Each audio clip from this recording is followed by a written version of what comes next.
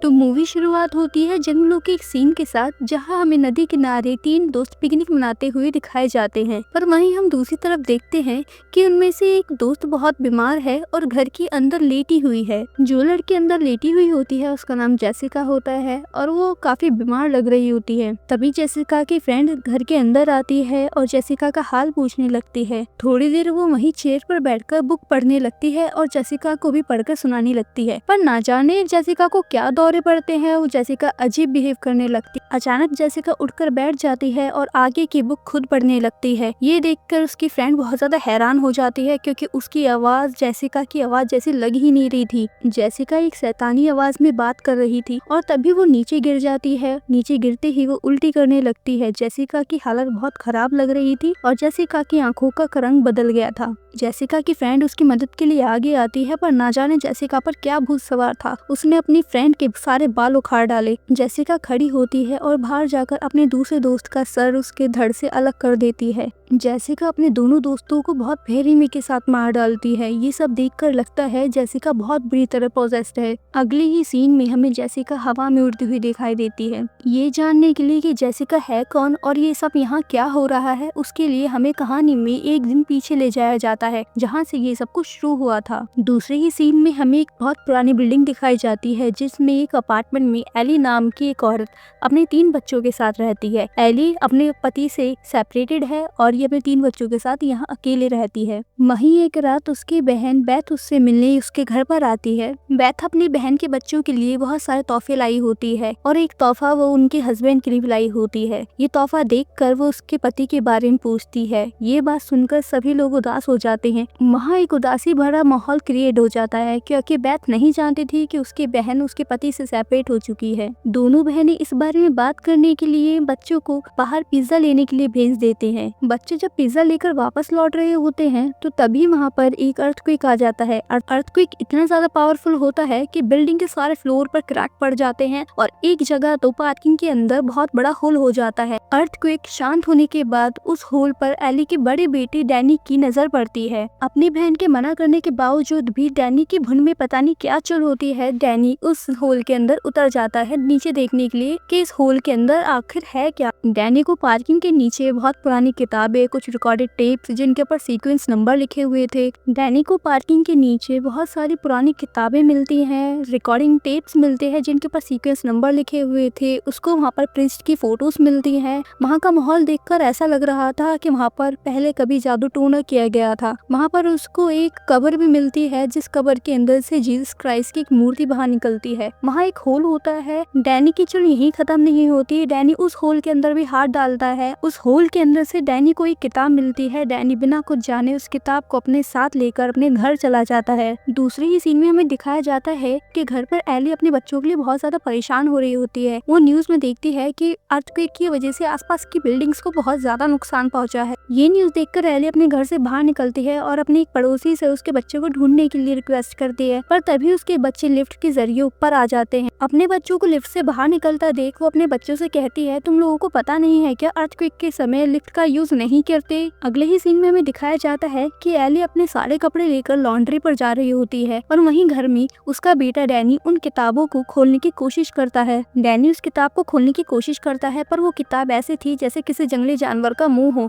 उस किताब के ऊपर बहुत सारे पैने दांत लगे हुए होते हैं। डैनी जैसे उस किताब को खोलने की कोशिश करता है, डैनी की उंगली उन दांतों से कट जाती है और डैनी की उंगली से खून निकलने लगता है। कुछ बूंदे उस किताब के ऊपर भी गिर जाती है और वो किताब उन बूंदों को अपने अंदर अब्सॉर्ब कर लेती है और उसी के साथ किताब खुल भी जाती है। डैनी को उस किताब के अंदर कुछ समझ नहीं आता, पर हमें दिखाया जाता है कि उस किताब के अंदर बहुत डरावनी पिक्चर्स थी। उस किताब को देखकर वो एक शैतानी किताब जैसी लगती है। डैनी उस किताब को पढ़ता तो नहीं, क्योंकि वो उसकी समझ ही नहीं आती, इसलिए वो रिकॉर्डेड टेप्स को सुनने का फैसला करता है। डैनी सीक्वेंस के साथ सारे टेप्स प्ले करता है। वो टेप नंबर 1 प्ले करता है, जिसके अंदर बहुत सारे प्रीस्टों की आवाज होती है। उसमें से एक प्रीस्ट कहते हैं कि हम इस किताब के बारे में जानने की कोशिश कर रहे हैं, हम जानना चाहते हैं कि ये किताब क्या है और इस किताब के अंदर है क्या। जैसे ही डैनी दूसरी टेप प्ले करता है, उसके अंदर प्रीस्ट बता रहे होते हैं कि एक बहुत ही काले जादू की किताब है, जिसके अंदर बहुत ही शैतानी ताकतें छुपी हुई हैं। हम इस किताब के बारे में जानने की कोशिश कर रहे हैं। वहीं प्रीस्ट उस किताब को पढ़ने लगते हैं। प्रीस्ट उस किताब के अंदर के मंत्रों को पढ़ने लगते हैं, जिसकी वजह से वो मंत्र उनके घर के अंदर भी गूंजने लगते हैं। मंत्रों के बीच बीच ही शैतानी आवाज आने लगती है।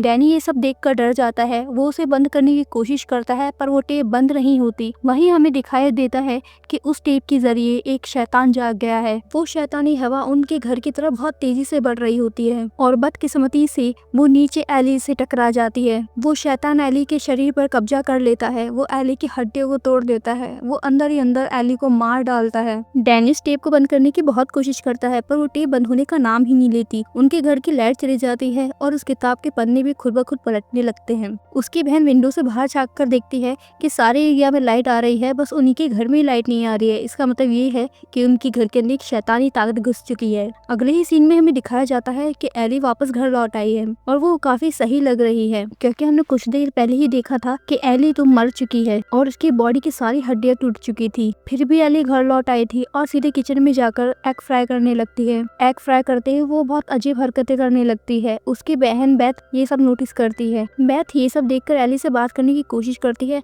पर तभी एली बहुत सारी उल्टी करने लगती है। एली की तबीयत कुछ ज्यादा खराब हो जाती है और वो जमीन पर गिर जाती है। एली को जैसे ही होश आता है एली सिर्फ इतना कहती है कि वो मेरे अंदर है, उसे मेरे बच्चों को नुकसान मत पहुंचाने देना। और इतना कहते ही एली फिर से बेहोश हो जाती है। बेथ और उसके बच्चे उसको उठाकर हॉस्पिटल ले जाने के लिए घर से बाहर भागते हैं पर वो देखते हैं कि अर्थक्वेक की वजह से सारे स्टेज टूटे हुए थे और वो लिफ्ट से जाने में भी डर रहे थे। वो अपने पड़ोसी से हेल्प मांगते हैं। उसका पड़ोसी जैसे ही एली की आंखें बंद करता है उसकी आंखें भी खुल जाती हैं। वो फिर बंद करता है फिर उसकी आंखें खुल जाती हैं। ये सब देखकर वो सभी एली के लिए प्रार्थना करते हैं क्योंकि उनको लगता है कि एली अब मरने वाली है। एली की बहन बेथ वहीं आकर उसके पास बैठ जाती है। तभी बेथ के फोन पर एक कॉल आता है। वो कॉल और किसी का नहीं एली का होता है। बेथ के कॉल उठाते ही एली की आवाज आती है कि मुझे बचा लो, मेरा सारा शरीर जल रहा है। और इतना सुनते ही खुद ब खुद फोन की स्क्रीन टूट जाती है। बेथ खड़ी होकर एली को छूती है तो सच में उसका शरीर ऐसा था कि जैसे वो सच में आग के अंदर जल रही हो। एली की ऐसी हालत देखकर वो लोग उसको एक ठंडे पानी के बाद टब के अंदर लिटाते हैं ताकि उसका शरीर थोड़ा ठंडा हो पाए। बाद टब के अंदर लेटते ही एली उठ जाती है और दीवार के ऊपर चढ़ने लगती है। एली दीवार के ऊपर चढ़कर इतनी तेज चिल्लाती है कि आसपास के सभी कांच टूट जाते हैं और यहाँ तक कि सभी लोग बेहोश होने वाले होते हैं। दूसरी तरफ हम देखते हैं कि एली की वजह से बाद टब का पानी भी उबलने लगा था। तभी एली दीवार से उतर कर बाद टब में आती है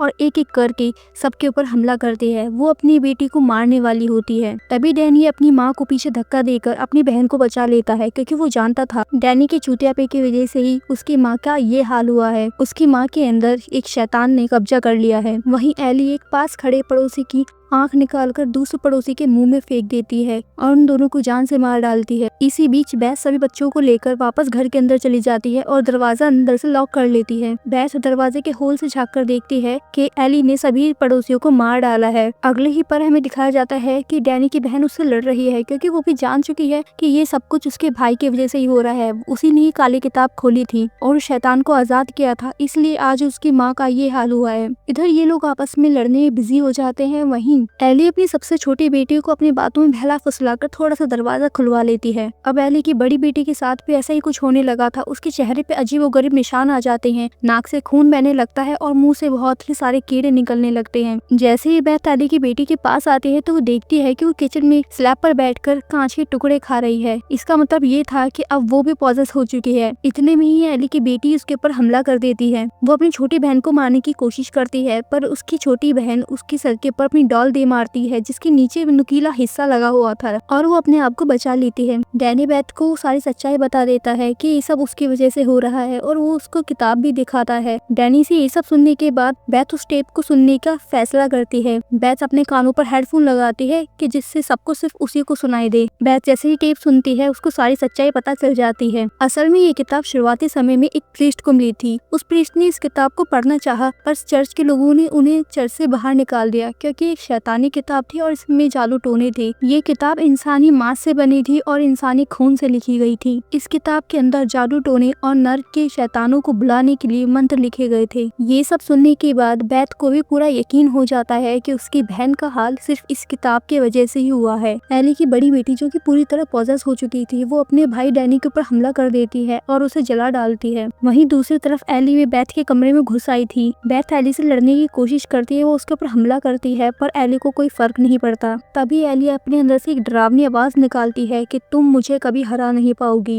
एली बेथ को मारने वाली होती है, पर तभी एली की छोटी बेटी अपनी मौसी को कैची पकड़ा देती है, जो कैची एली के मुंह में घुसा देती है, जिसकी वजह से एली कुछ टाइम के लिए रुक गई थी। बेथ एक गन के सहारे दरवाजा तोड़कर बाहर निकलने की कोशिश करती है, पर इतने में ही एली जाग जाती है। बेथ सारी गोलियां एली के ऊपर चला देती है और उनमें से एक गोली जाकर उसके पैर पर लगती है। अब सिर्फ बेथ और एली की छोटी बेटी ही जिंदा बची थी। एली अपनी छोटी बेटी को अपनी मीठी मीठी बातों में बहलाने की कोशिश करती है, पर सामने से उसकी बेटी बोलती है कि तुम मेरी मॉम नहीं हो। वहीं हम दूसरी तरफ देखते हैं कि जितने भी लोग एली ने मारे थे वो सभी शैतान बन गए हैं, वो लोग भी पॉजेस हो गए हैं। सबके सब एक एक करके उठने लगते हैं और बेथ के ऊपर हमला करने लगते हैं। वे सभी बेथ से यही कह रहे होते हैं कि आज शाम तक कोई जिंदा नहीं बचेगा। बेथ और बच्ची के पास वहाँ से भागने के अलावा और कोई दूसरा ऑप्शन नहीं था। वहाँ से निकलने का कोई रास्ता नहीं था, क्योंकि सीढ़ियाँ भी टूटी हुई थी और लिफ्ट का दरवाजा भी बंद था। वो दोनों जैसे तैसे करके लिफ्ट को खोल लेते हैं और लिफ्ट खुलते ही एली की बेटी को उसकी माँ की गाड़ी की चाबियां दिखती हैं। वो चाबियां उठाकर लिफ्ट का दरवाजा बंद कर लेते हैं, पर वो जगह पूरी तरह शैतान के कब्जे में आ चुकी थी। लिफ्ट बंद होने के बाद भी लिफ्ट के अंदर खून भरने लगता है। ये सब देखकर